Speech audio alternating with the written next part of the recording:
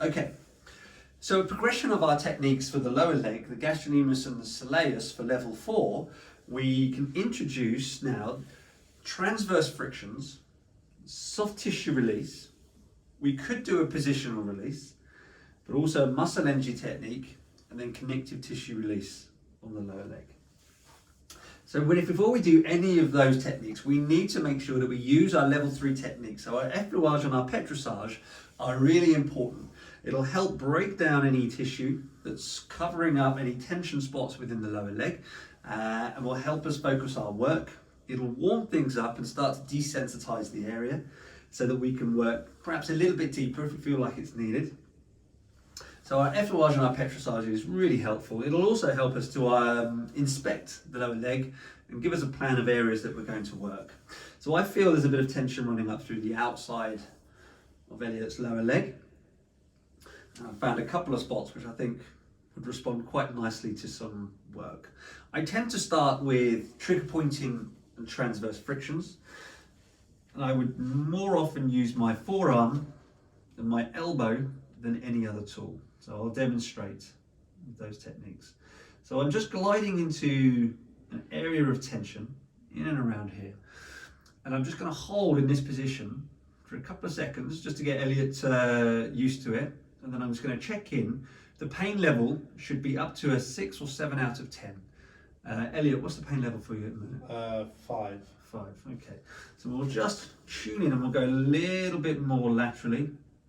And then it should be coming up to something roughly around about here. Is that getting up to a 6, 7? Yeah, 6. Perfect, good, okay. So we're going to do the 10-second pressure test. That's holding this pressure on nice and balanced for 10 seconds. After 10 seconds, the pain will either reduce, stay the same, or go up. If it goes up, that's a current inflammation and we need to remove the pressure. If it stays the same, then it's a little bit of scarring or adhesion. And if it goes down, then it's a neurological spasm that we're dealing with. So how's the pain for you now, Elliot? It's gone down. It's gone down. So it's a trigger point. There are 2 protocols for your trigger points. You can apply greater pressure, bringing the pain level up again to a 6, 7 out of 10. Hold for 20 seconds, and then hopefully that pain will go down again. And you progress in that way for a minute and a half, or until you can't reach that 6 out of 10 anymore. So is that going down? Slightly. Slightly. I can feel it wiggling underneath my elbow. Yeah. Starting to respond. So we'll just progress carefully. Yeah, it's Again, going down. down and again. And we'll do this for a minute and a half until that pain completely goes.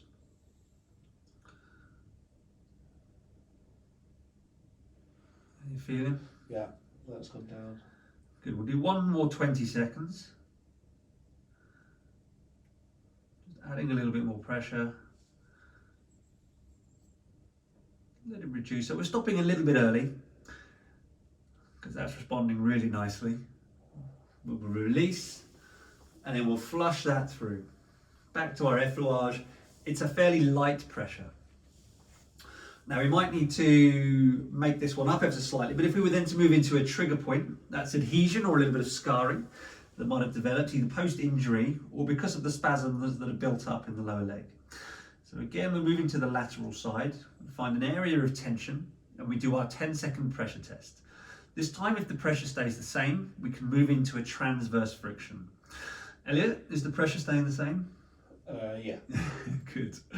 So this time with a transverse friction, we are moving across the muscle grain. So if we think they're moving kind of down from behind the knee down towards the Achilles, I'm working transversely across for a few seconds. That pain might be a little bit more, so check in, make sure you're all good, and then just flush that through. And you might do 2 or 3 repetitions of that transverse friction. Back into the same area. You can never be sure you're exactly in the same area, so keep doing your 10-second pressure test. If the pain stays the same, is it staying the same? Yeah. Back in, transverse friction. So a very small movement. It's a very localized movement, but it's very deep and it can be quite painful and it can cause bruising. So make sure you get consent before you do your transverse frictions. Even though you might have said it in part of your assessment, make sure you get consent when you're doing your massage. Okay, now we're going to introduce a little bit of movement. So we need to make sure that Elliot's ankle is free from the couch so that we can move the lower leg. So we'll start with the transverse friction. We're going to lift at the knee and at the ankle, bring the leg out over the couch, and we might just move the bolster over to the side to keep it out of the way. So you might not be able to see the lower leg particularly well here, but I'm going to use my knee as a way of creating a lever with Elliot's lower leg. With a soft tissue release, it's about creating a block. So I'm going to go back to that lateral side.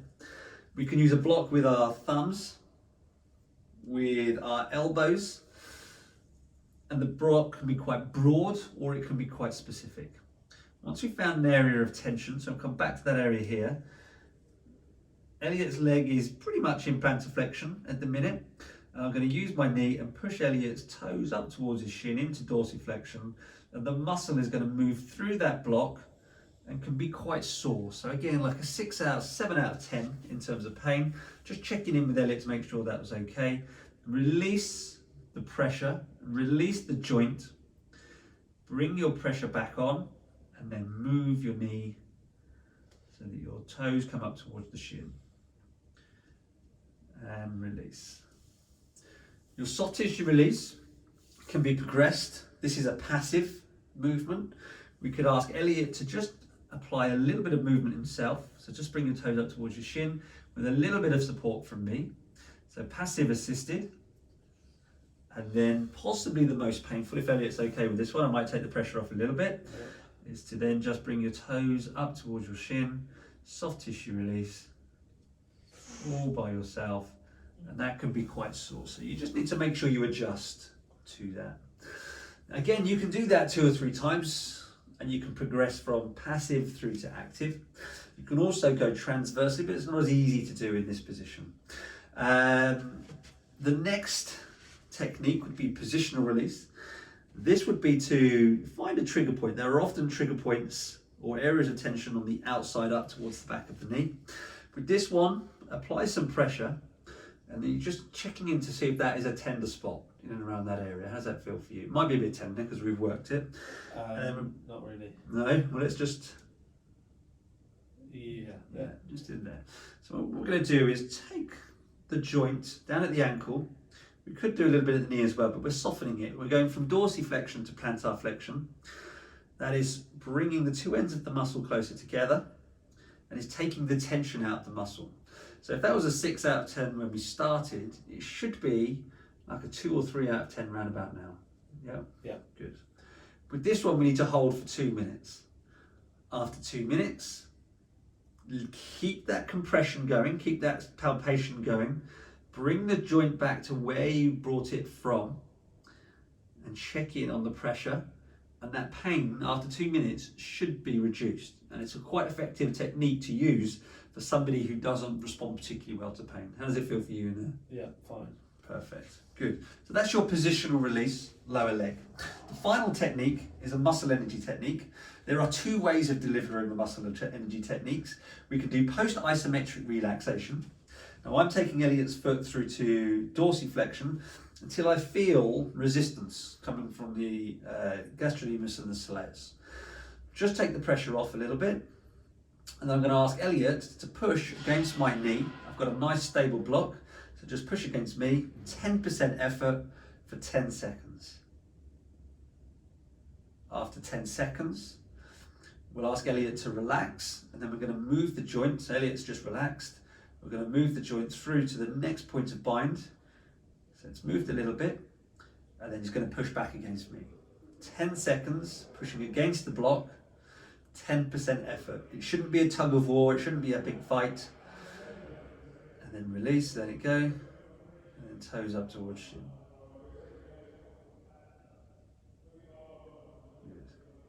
And we can do that a minimum of 3 times, but for as often as you feel that there is a response within the muscle. A reciprocal inhibition would be for Elliot to bring his toes up towards his shin. So if you bring your toes up towards your shin and hold in that stretch position with a little bit of support from you for 10 seconds, then release, and then on the release, you just start to move the joint through to the next phase. Elliot can bring his toes up towards his shin. There you go, good. So we're progressing really nicely.